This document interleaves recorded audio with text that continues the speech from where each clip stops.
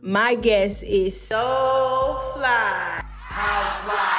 Sherry Nguyen, a truly multi-hyphenate entrepreneur, director, and artist. We explore her journey behind her clothing brand, Urban Academy. She opens up a little bit about why it's so important to feature people of Black and brown descent in her fashion shows, what it takes to secure funding in the beautiful city of Richmond, and we get into the challenges of that as well. We also get into whether Miss Sherry is dating or not. So guys, make sure to like, comment, and subscribe. Here's the episode.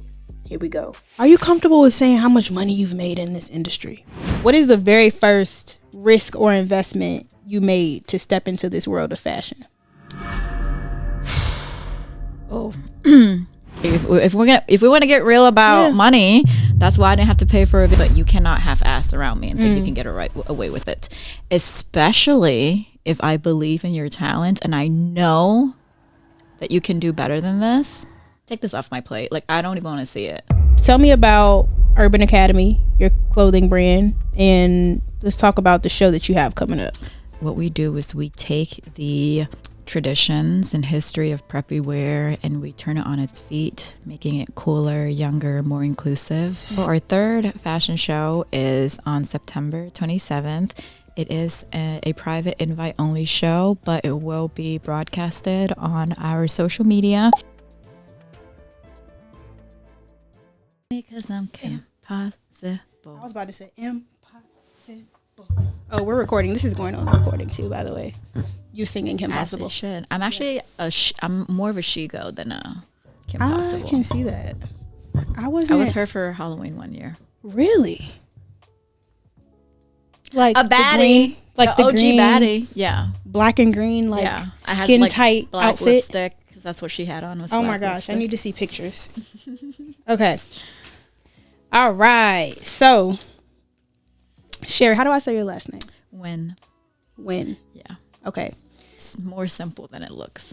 Okay, because it's spelled N-G-U. It spells crazy. Yeah, the spelling is a lot. And if you Google you, a lot of articles pop up about your fashion shows. So there's a lot of wins, but I guess there's only one Sherry Nguyen in RBA. But all right.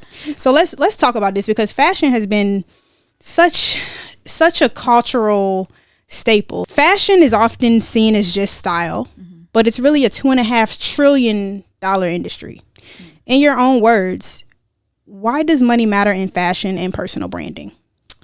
Well, I want to say that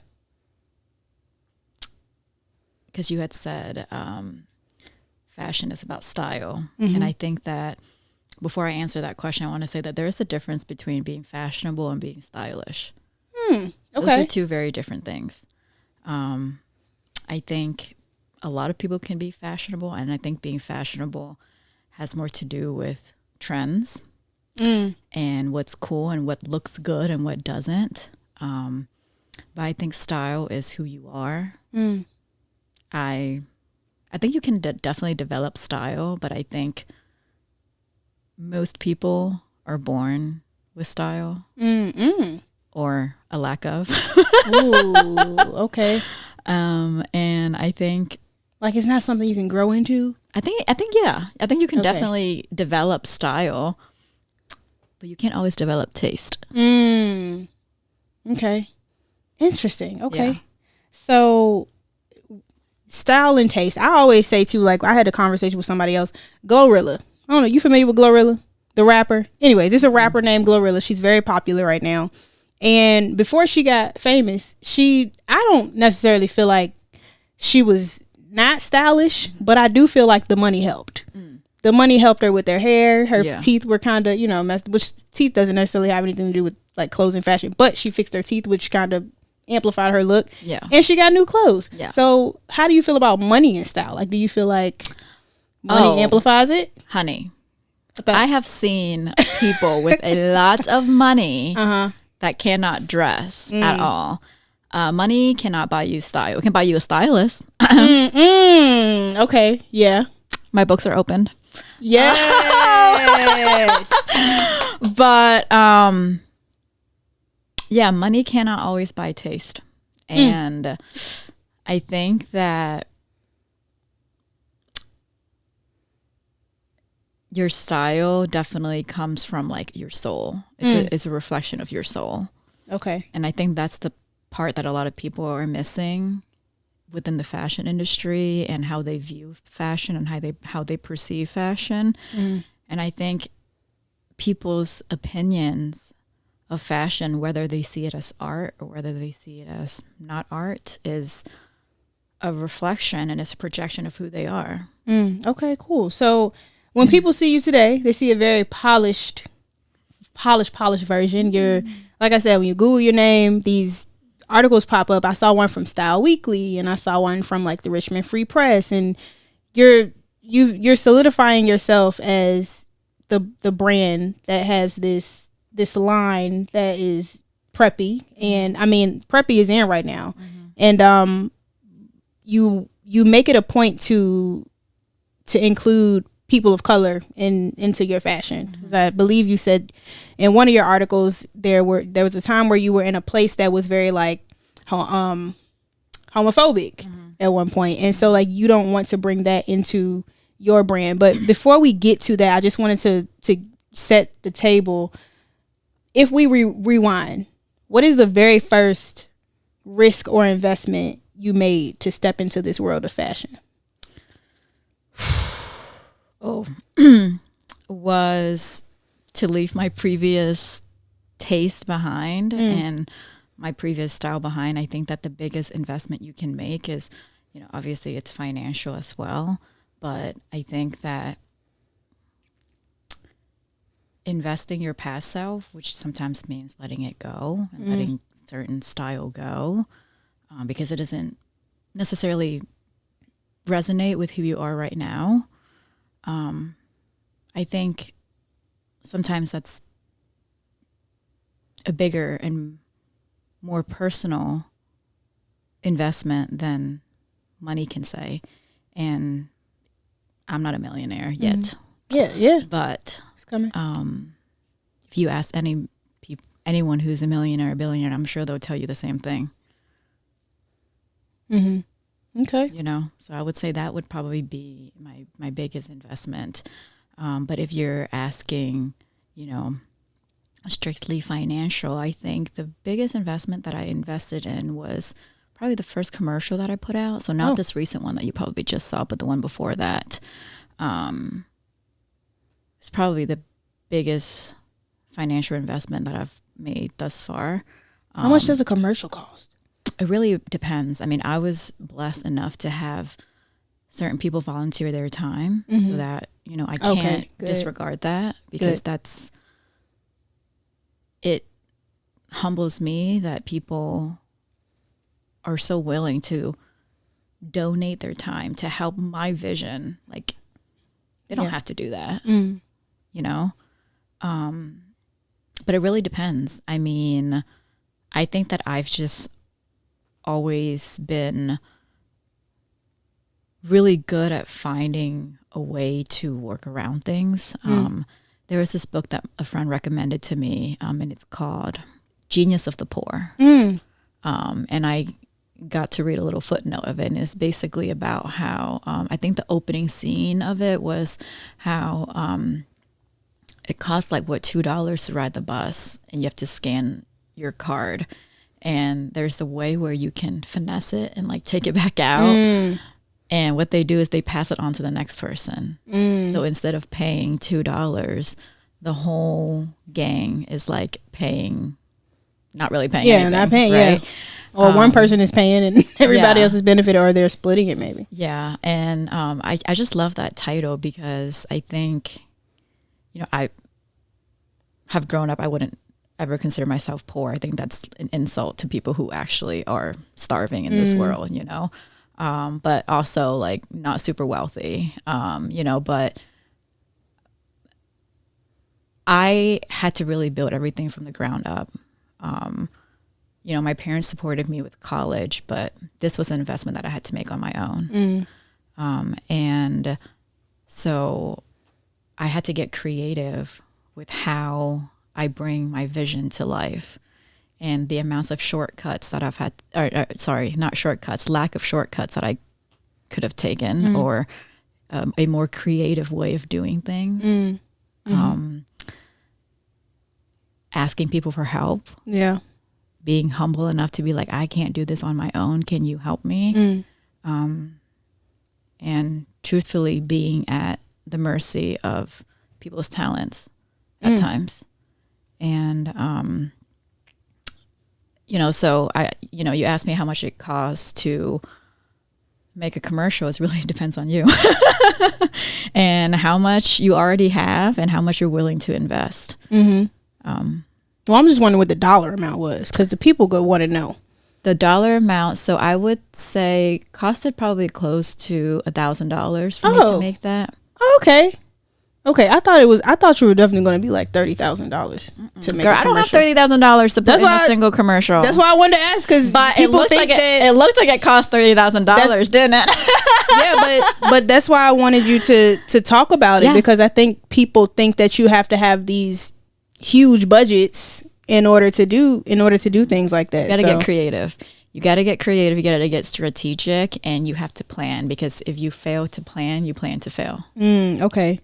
And then, just because we're talking about this commercial situation, I'm interested in it. I don't want to make a commercial, but I think somebody may really be interested in this information, and we're all about like impact over here. So when you're picking out, or when you're creating a commercial, are you deciding like you want it to go on this network, so you reach out to that network, or are you just going into a studio to create it and then you're putting it out to different networks? Like, how do you get the commercial on television? So it's not on television, and I would not put my commercials on television because nobody watches TV, and my target audience wouldn't be watching TV, so that would be a waste of money for me. Okay.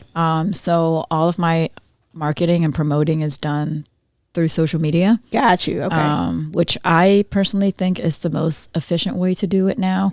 And I think it speaks on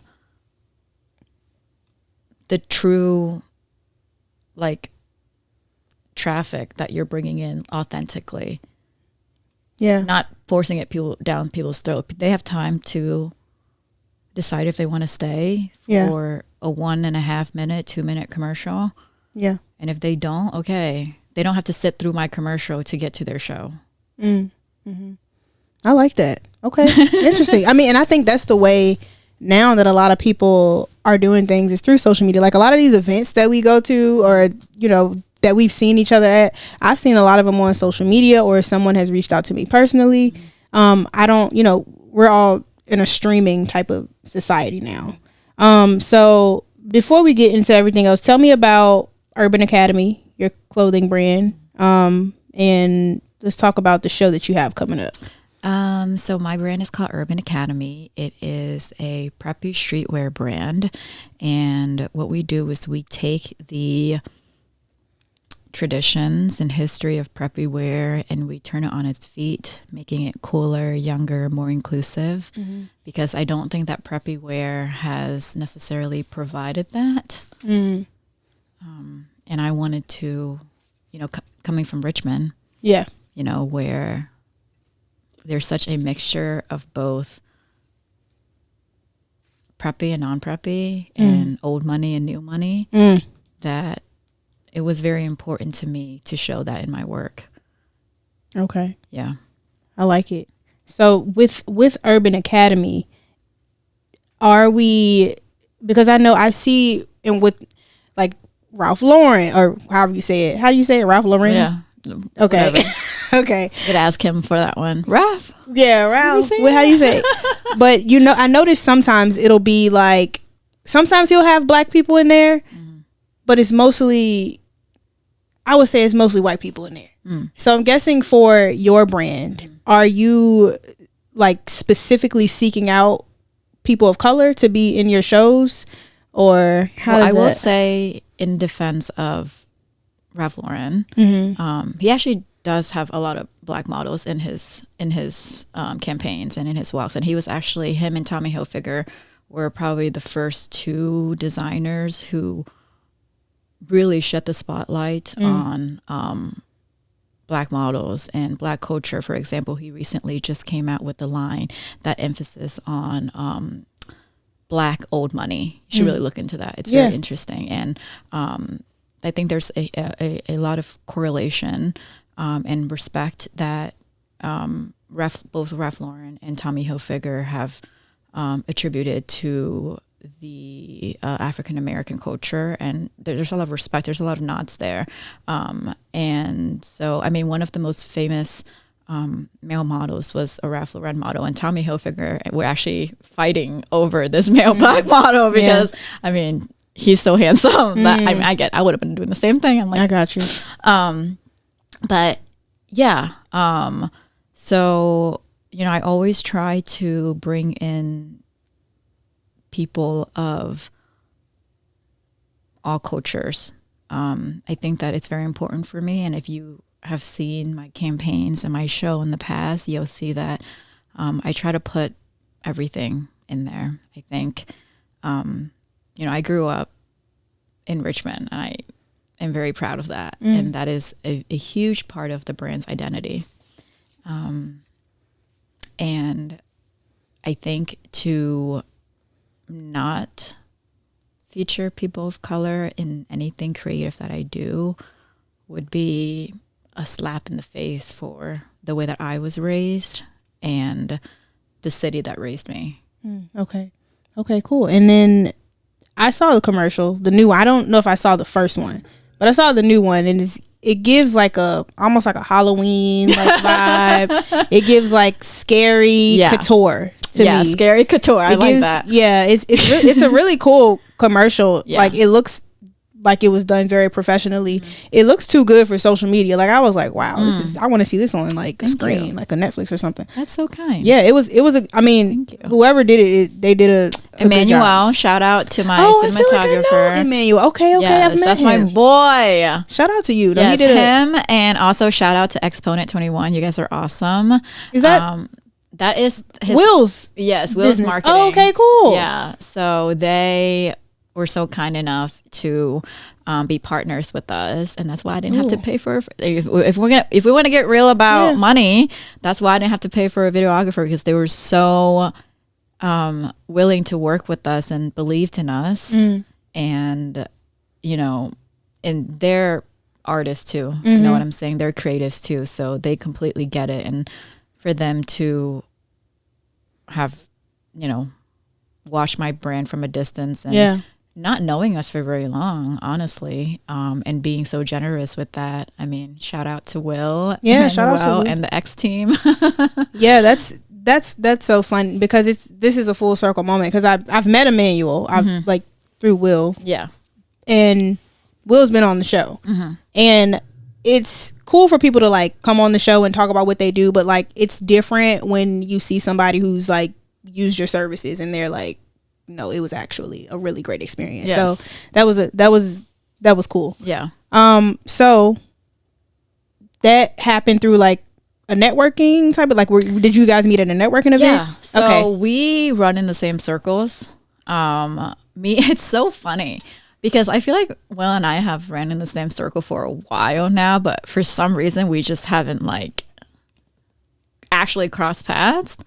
And then I'm a huge believer in like meeting people at the right time. And I met Will. Will introduced me to Emmanuel, and Emmanuel and I, we work so well together.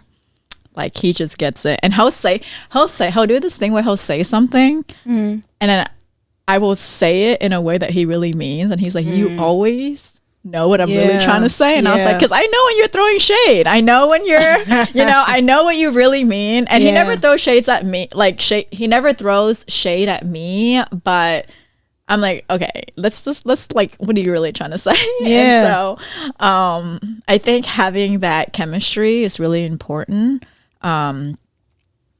Both as visionaries, you know, because he has his own vision, and what he sees behind the camera, he has a harder job than me, because he has to match what he captures what's in my head.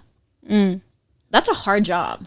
Yeah, and I noticed you called him a cinematographer instead of a videographer. How do you even say, is it videographer or is it videographer? Videographer. I don't even Videographer. I just say it. Videographer. Yeah. Okay.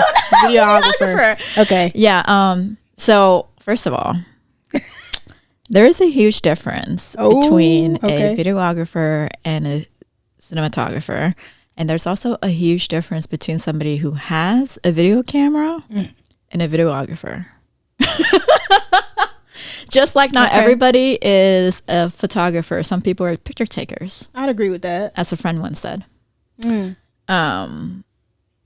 So to my beautiful models, don't just be working with anybody. Ooh. Okay. Look at their work first. Trust your intuition in who they are as a person. And then proceed with caution always. And that's not just photographers, videographers, that's directors like myself. I'm not the easiest person to work with. Because Why not? What? Because I have very high expectations. Okay. And I'm a perfectionist. And I know we're going to dive into that. Yeah, we here. Let's do it. We're here. let's get it. I will never say that I'm an easy person to work with. Okay. But I'm not difficult to work with. I'm not impossible to work with. I don't necessarily think that I'm difficult to please, but you cannot half-ass around me and think you can get away with it. Especially if I believe in your talent and I know that you can do better than this. Take this off my plate. Like, I don't even want to see it. What? Okay, so now I need to know about a time. And it doesn't have to be recent, but just a time that you think about where somebody was just like not giving their all. How did you handle kind of whipping them back in the shape? Not whipping, but like, molding them back in the shape. Well, you can't mold everybody. Okay, true. Because not everybody is clay. Ooh. Not everybody. Jim. Yes. Put that on my grave. Yeah, that was dope. Some people are unwilling to grow and change. First things first, my beautiful creatives, just because someone is not saying something positive does not mean it's negative. Yeah. Constructive criticism is very important. Agreed. And I would hope that if your suggestion helps bring the whole vision better and it's something that I can grow from and learn from, I would hope that someone would tell me, hey, this is not the way to do it. Hey, how about we try this way? But then there are some people that are not even willing to learn the basics of things or understand the full foundation of things.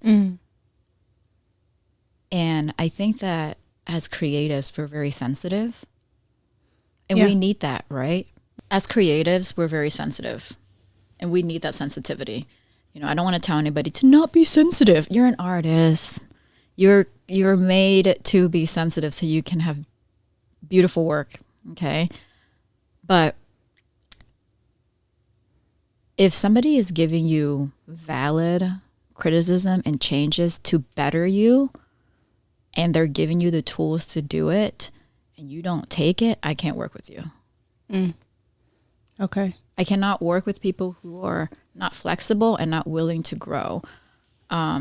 I think that I am strict, and I think that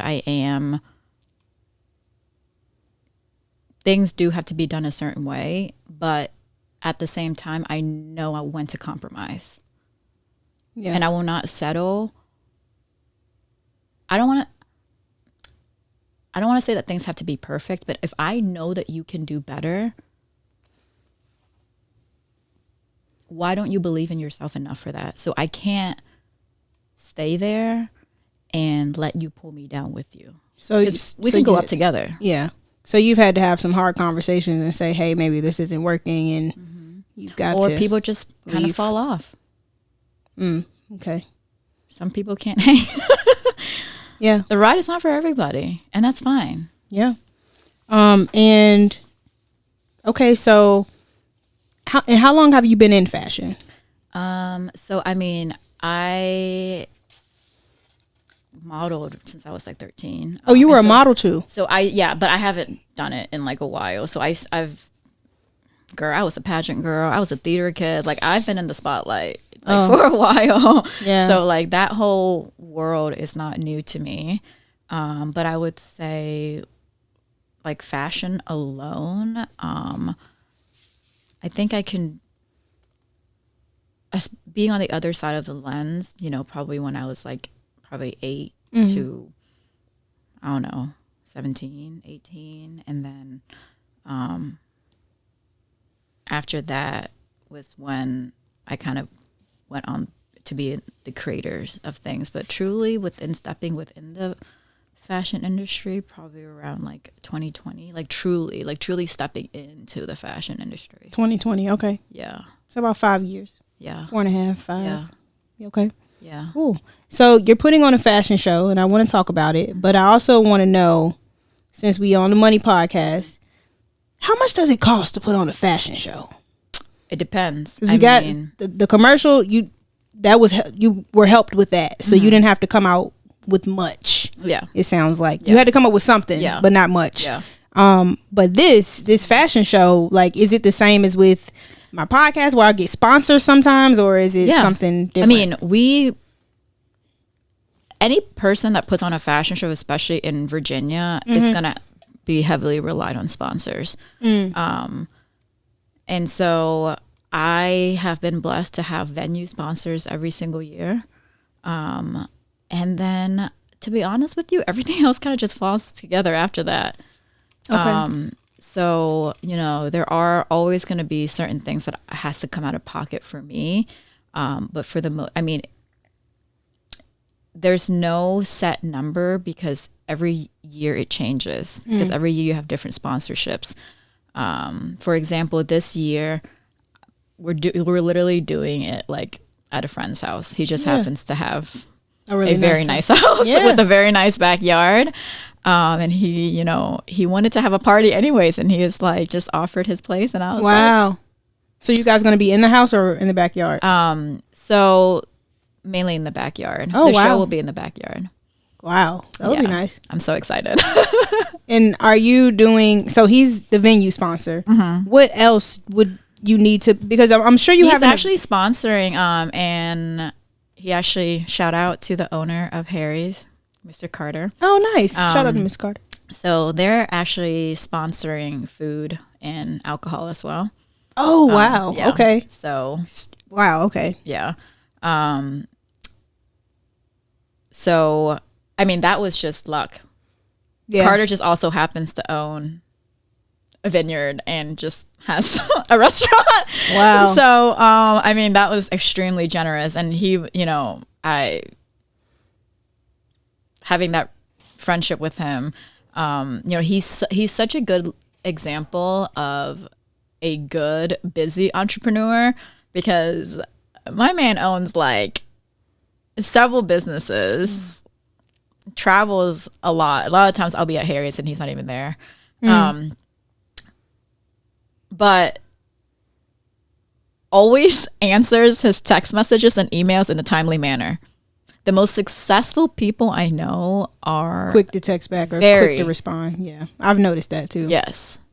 And what you're saying is the embodiment of your net worth is your network, or your network is your net worth. Yeah. Because you're saying that, instead of going out, because somebody like me, I don't necessarily know how to actually like leverage my network. I feel like I'm bothering people a lot of times. So it's hard for me to pick up the phone and be like, hey, I'm having this thing. Would you want to? I don't even know how to start the conversation. So for people who are like me, who don't necessarily even know how to, bargain with that, how do you even start that conversation? Don't ask. Don't ask. Okay. And also, closed mouths don't get fed, girl. Okay, but don't ask, but don't close mouth, don't get fed. Yeah. Okay. So I always present it as an opportunity for both sides. Okay. Right? So I'd just be like, what did I do with you? Hey, you have this thing. I have this thing. What can we do together to partner? Yeah, because a lot of the times people will truly offer you more than you're asking for. You know, for example, I literally just saw Carter's backyard. I was like, hey, this is really nice. You should have a fashion show here. And I genuinely, for real, like wasn't even thinking of my show. I was like, this is a really good place for a fashion show. Yeah. Carter's like, have your fashion show here. I'm like, oh, you know, like, so like sometimes just like talking about things and like bringing stuff up that you're literally like, sometimes I don't have like an inner monologue. It's just blah, blah, blah, blah, blah. Same. But, you know? Yeah. And I understand. Telling people what you need and not always like asking for it, because if people want to help you, they will help you, you know? And same thing, like I just kind of communicated with what I needed. And had he not know that, you know, I was also looking for a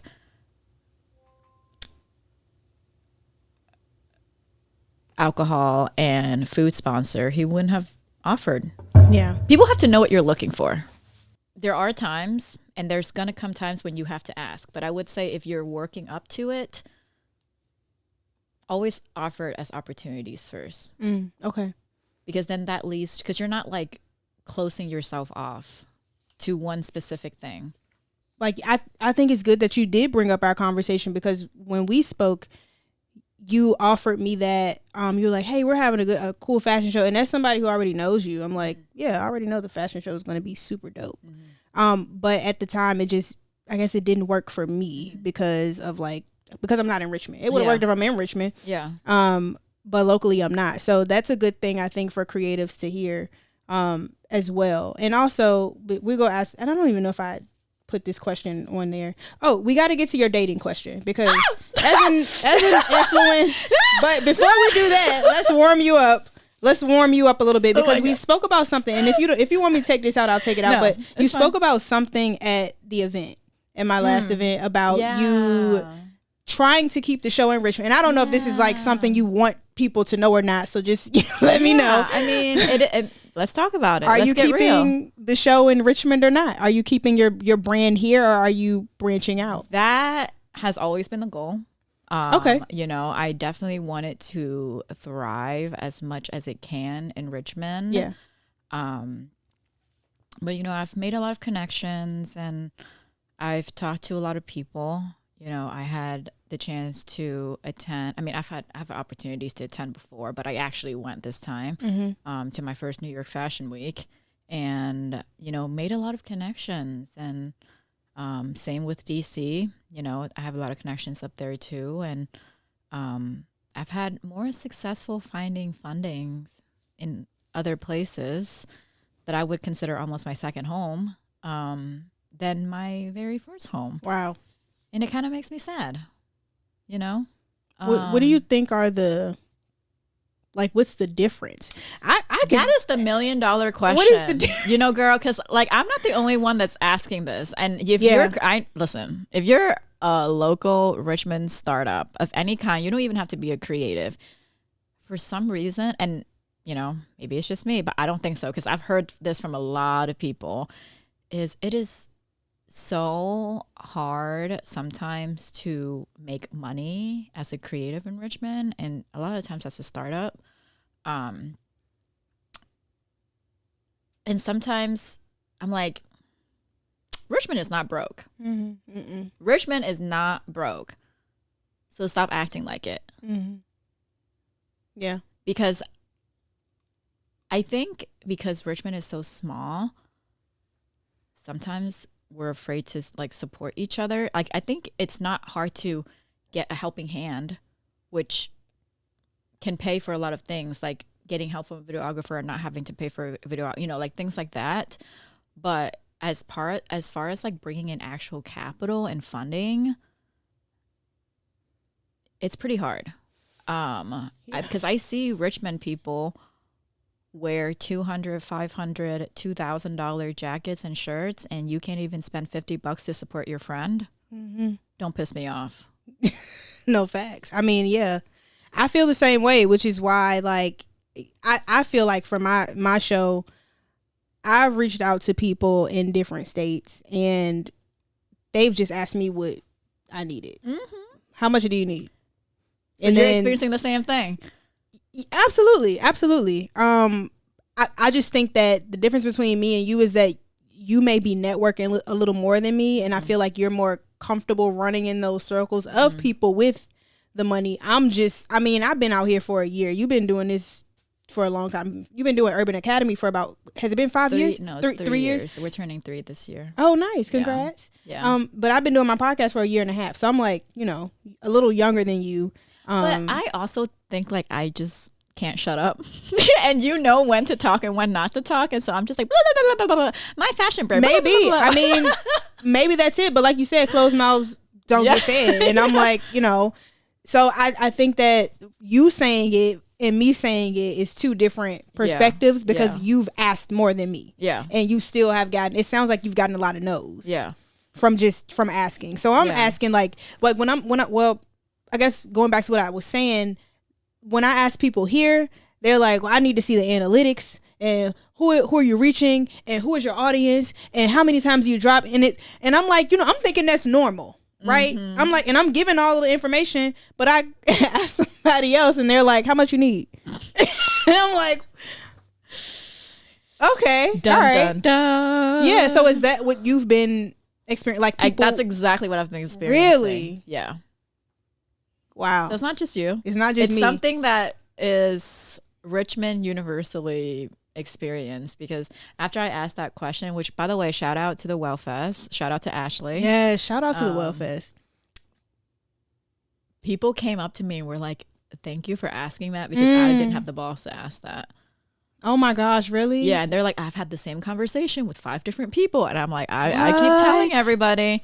Okay, so just for context, guys, day 2 of the Wellfest was the Culture Plus Conversation, which was hosted by yours truly, Conversations on Earth. And, Sheri, I've been really beating myself up about that event because I felt like I should have prepared a lot more for it. And I felt like, even though very impactful, the most impactful thing that I've done, but when you're doing something for the first time, you realize the things that you do that could have been done better. But nobody said this to me. I'm making this big myself. Oh my God, you and I have the same mental illness. Yeah, I mean, perfectionism. Yeah. Perfectionism. But the fact that you just said that, makes me feel so good, because that's the experience that I had too, and I think I'm just talking myself out of all of the bad things, and you hone in on the things that you feel like you can improve on. But okay, cool. So the conversations, like you and there will be people that say they will fund you and then change their mind. And then they don't, and you have your little celebratory drink and it doesn't happen. So are you giving like contracts for these things, or it's just like a hand over fist? So usually if I'm sharing, like, for example, I'm trying to get funding for this script, which if you're looking to help a creative project, I'm writing it. It's already written. My cast is ready to go. Everybody's ready to go. I just need the funding to kick in, and I've got it. And we've already have some of the funding. So I'm just like waiting for the rest to kick in. But so the point is, you're going to get more no's than yes. Okay. Yeah. Because you said people would say yes and then change their mind, and okay. And you're going to get more no's than yes. Yeah. But I think those times will really teach you to grind, to be honest. You know what? I've tried to ask people. I've asked people for funding, and the 3 people that I've asked, 3 out of 4, 3 out of 5 have said yes.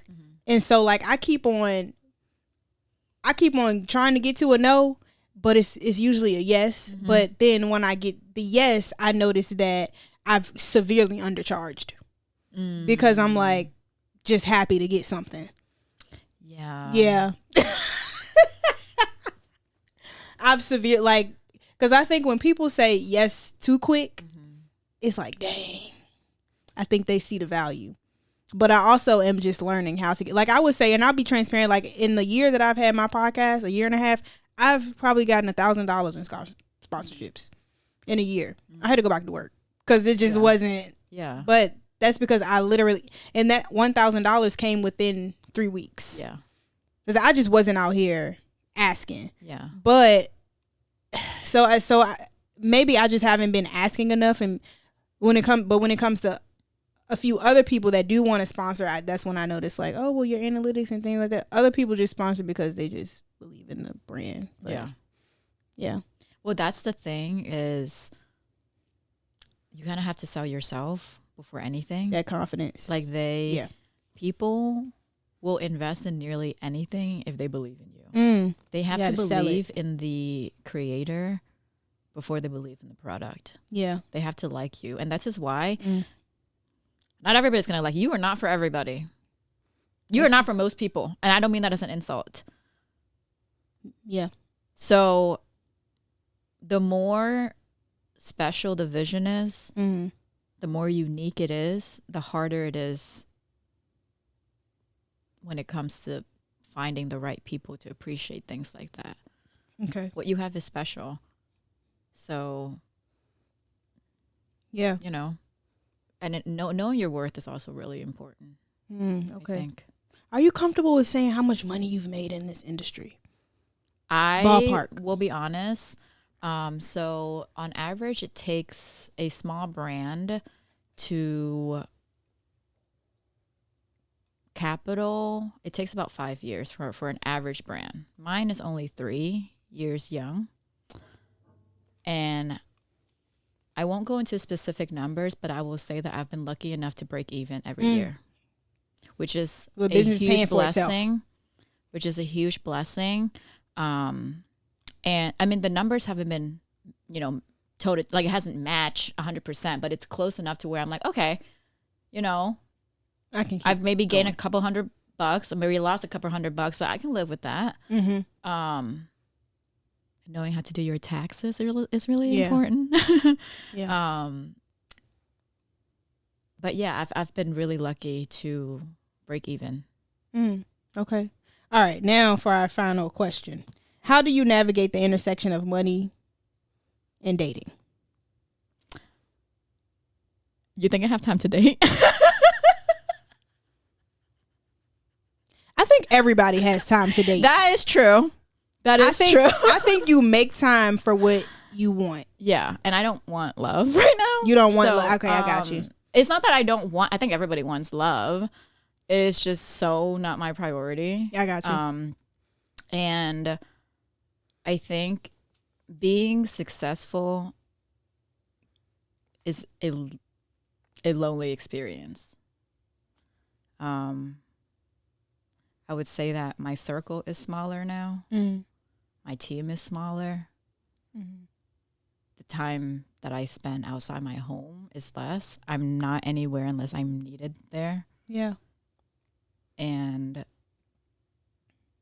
I think it becomes really hard to date because people see you for what you can do for them.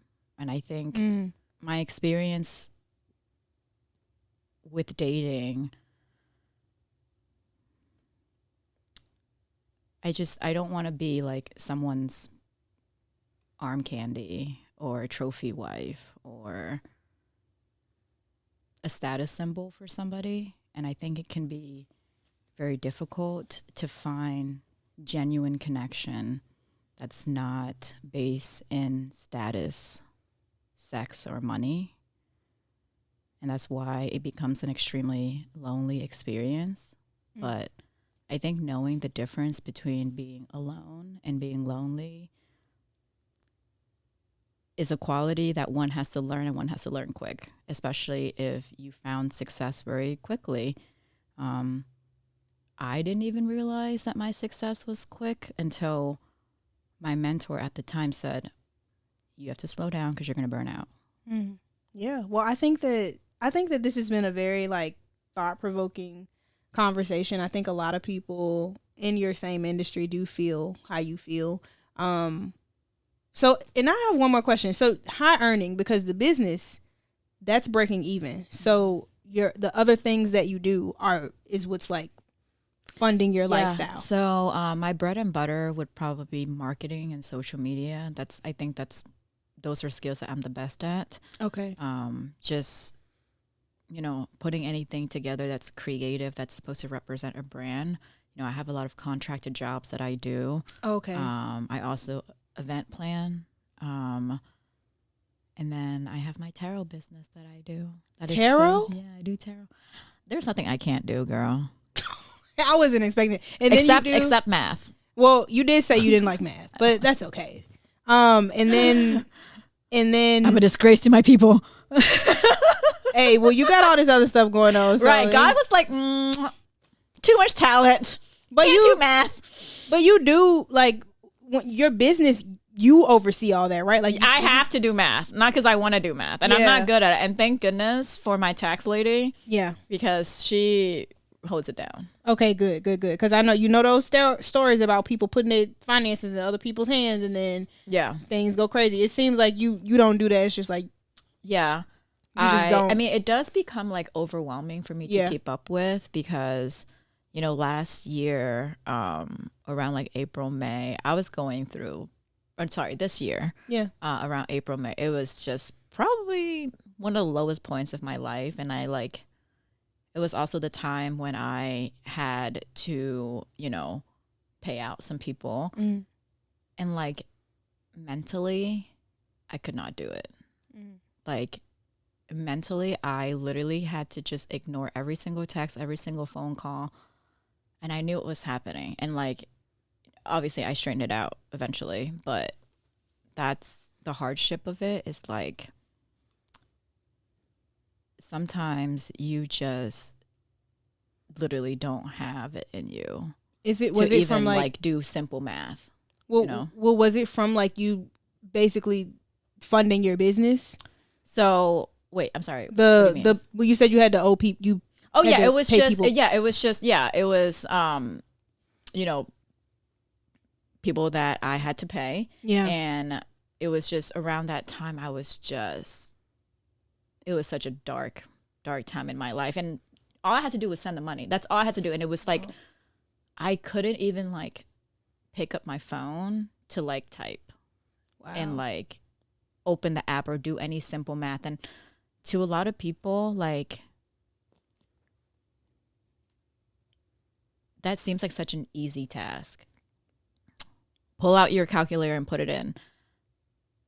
But when you're running, 3 different businesses and you have a life-changing event happening to you that completely alters the direction of how you see yourself and your worth, like until you're in that place, like you'll never understand.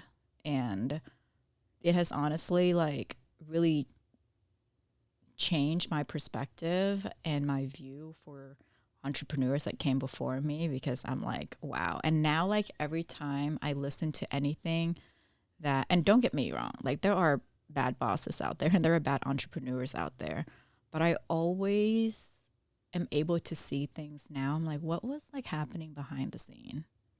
What was like really going on? Because most entrepreneurs start businesses because we have a passion for it. And yes, some people want to be, I didn't start this because I wanted to be the richest person in the world. I started this because I love fashion. I love people and what fashion does for people.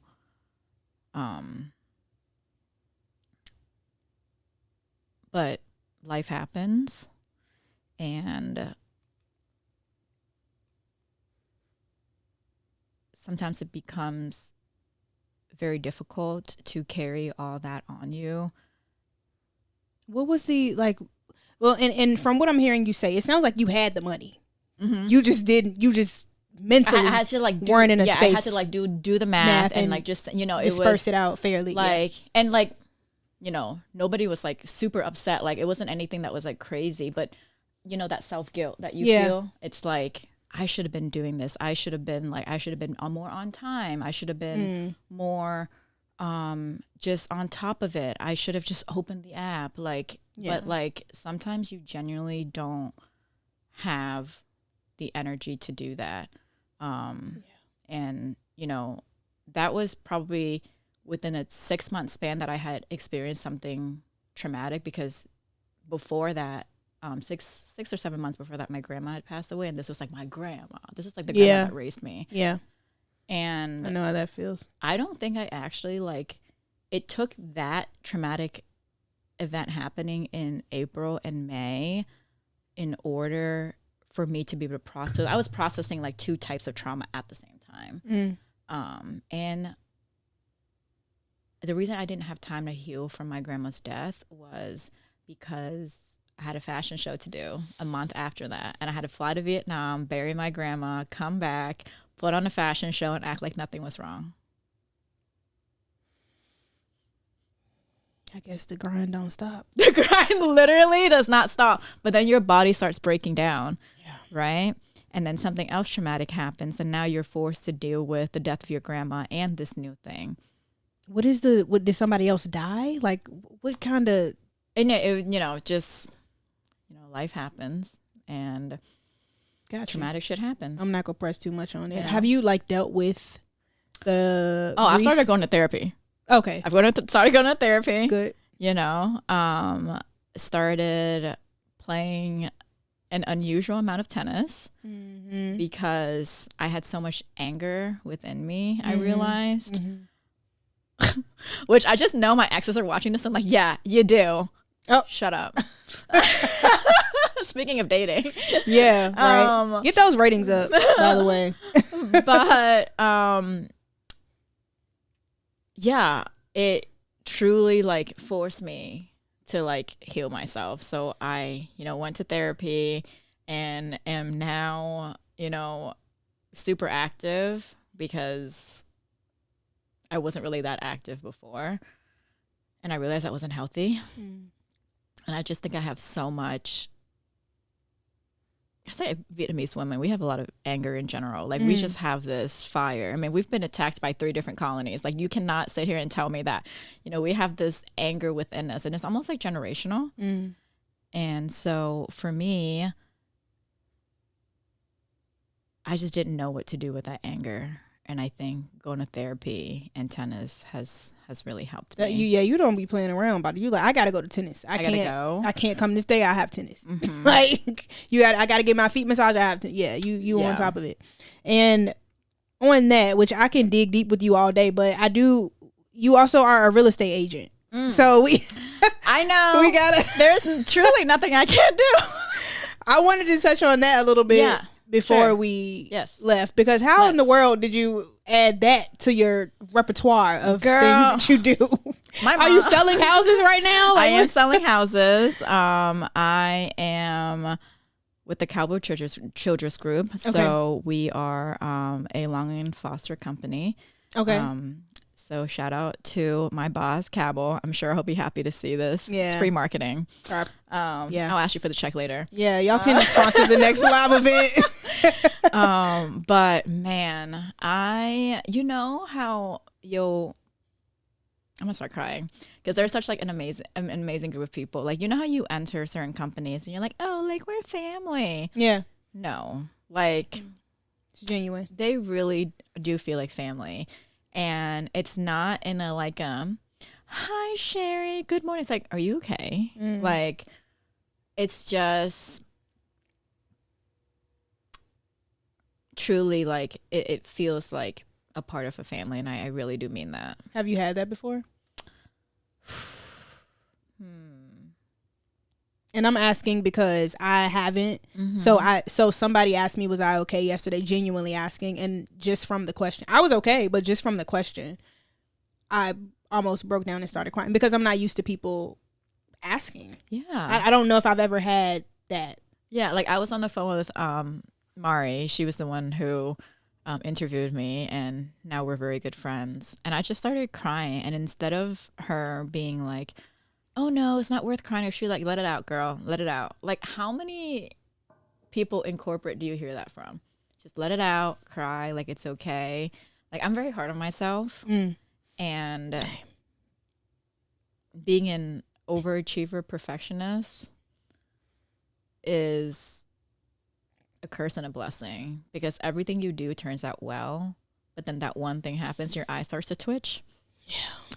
And I think I'm very great, because I'm a very sensitive person. It may not seem like it to some people, but I am.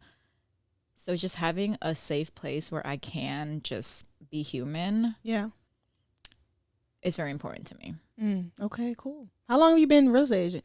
So I have been within the real estate space for a while, because I also study feng shui and have done some interior decor. So real estate kind of seemed like the reasonable next step, because it's just those two combining together. And I've been in sales for like 7 years now. Okay. So, you know, I feel like I've kind of always been in that space, and I've always, and, you know, it took my mom coming home and be like, you should do this.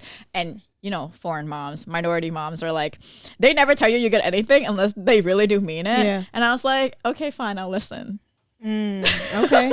Okay. And she's like, go get your license.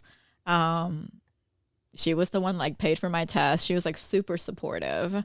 And so I think having her financially support me in that direction gave me time to study, because I'm like not very book smart. And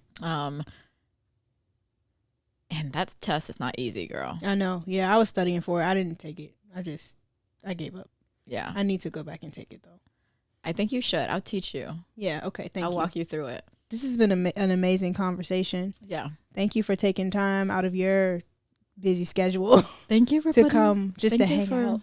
Having me on here. Yeah, absolutely. It's so comfortable and it's so nice in here. Good. And you're super easy to like talk to and open up to. Oh, thank you. And I'm really glad you did this, because it seems like it's really suited for you. Oh my gosh, thank you. Yeah. Thank you so much. I feel good about that. And I know your show, is there anything else you want to plug in about it, and definitely plug in your social media so we can, and just let us know how we can support you. Yeah. So my brand is called Urban Academy, urbanacademyfs.com. Our fashion show, our third fashion show, is on September 27th. It is a private invite only show, but it will be broadcasted on our social media. I'm Instagram, invited to be. She is invited, but will she come? It will be. Now listen, it's not because I don't want to come. It's because I work 900 miles away. That's all. But I will be there if I'm back in town. Yes. So you will be able to watch it on live on our Instagram. So show some love there.